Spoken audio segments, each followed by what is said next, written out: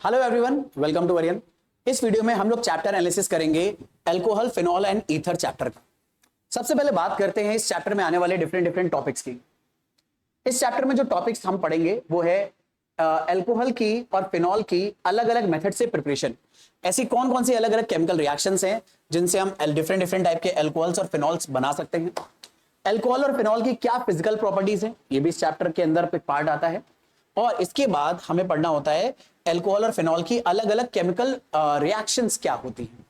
दरअसल में organic chemistry में ज्यादातर आप चैप्टर्स के अंदर ये तीन मेन चीजें पढ़ते हो कि आप जिस चैप्टर के बारे में बात कर रहे हो, जिस कंपाउंड के बारे में बात कर रहे हो, उसका मेथड ऑफ प्रिपरेशन क्या होगा, अलग अलग तरीकों से कैसे बनाओगे, उसकी फिजिकल और उसकी फिजिकल प्रॉपर्टीज क्या होंगी और उसकी केमिकल प्रॉपर्टीज, केमिकल रिएक्शंस कैसे होंगी, यही हमें अक्सर पढ़ना होता है।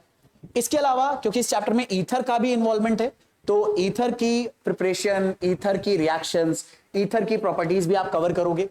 फिनॉल का और फिनॉल का कॉन्सेप्ट बहुत डिटेल में अंडरस्टैंड करोगे, एरोमेटिसिटी का कॉन्सेप्ट बहुत अच्छे से अंडरस्टैंड करोगे, और साथ ही साथ alcohol, phenol and ether as a functional group कैसे काम करते हैं, इन्हें हम कैसे आइडेंटिफाई करेंगे कि कैसे अल्कोहल ईथर से अलग होता है, फिनॉल से अलग होता है, कौन से केमिकल टेस्ट हैं जो इनको डिफरेंशिएट करने में हमारी हेल्प करते हैं। ये सारी चीजें आपको इस चैप्टर के अंदर वन बाय वन कवर करनी होती है। बात करते हैं इस चैप्टर में कौन कौन से इजी टॉपिक है। तो इजी टॉपिक में अगर बात करी जाए तो जो नॉमेनक्लेचर वाला पार्ट है, जिसमें हम अल्कोहल, फिनॉल, ईथर, इन सब के नॉमेनक्लेचर को स्टडी करेंगे, बहुत इजी है क्योंकि आप बहुत पहले से इसे पढ़ते हुए आते हो। ऐसे ही अल्कोहल और फिनॉल की प्रिपरेशन बहुत ही इजी है, याद रखने वाली होती है, इंफॉर्मेशन बेस्ड है। बस अगर आपको याद है तो आप इसके क्वेश्चन बड़े आराम से बना लोगे।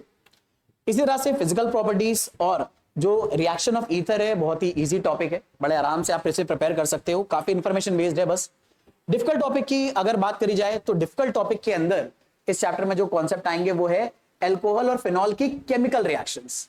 इन पे बहुत ज्यादा ध्यान देना होता है। इनमें सीक्वेंस टाइप के क्वेश्चंस बहुत फ्रीक्वेंटली हमसे पूछे जाते हैं, तो इस पे वक्त देने की जरूरत होती है। आप टाइम दीजिए, प्रैक्टिस करिए इसकी।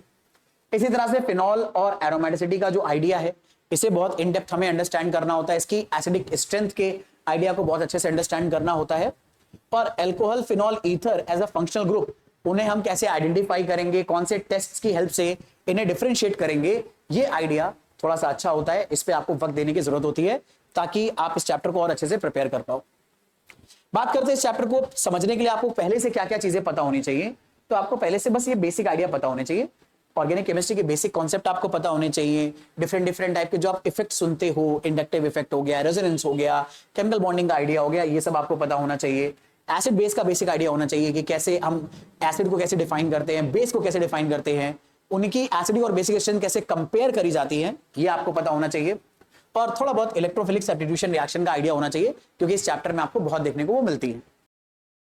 जेईई एडवांस में प्रीवियस ईयर का वेटेज अगर इस चैप्टर का देखा जाए तो कुछ इस तरह से है। पिछले 3 सालों के ट्रेंड को अगर हम देखें, 2024 में 2 न्यूमेरिकल और 2 एमसीक्यू जिसमें मोर देन 1 आंसर करेक्ट थे, हमसे पूछे गए थे, 12 मार्क्स का वेटेज रहा है। 2023 में 1 matching, 2 MCQ more than 1 answer correct और 2 एमसीक्यू सिंगल आंसर करेक्ट पूछे गए थे। मतलब भर भर के क्वेश्चन पूछे जा रहे हैं। 17 मार्क्स का वेटेज आया था 2023 में। 2022 में अगर आप देखो तो इसमें भी 8 मार्क्स का वेटेज था, 2 एमसीक्यू थे मोर देन 1 आंसर करेक्ट में। तो आप समझ सकते हो ये चैप्टर लगातार हमसे हमारे एग्जाम में पूछा ही जा रहा है। ऑन एवरेज पिछले 3 साल में 11 क्वेश्चन आए हैं, 37 मार्क्स का आया है ऑन एवरेज। लगभग 2 से 3 क्वेश्चन हमारे एग्जाम में इस चैप्टर से आए ही आए।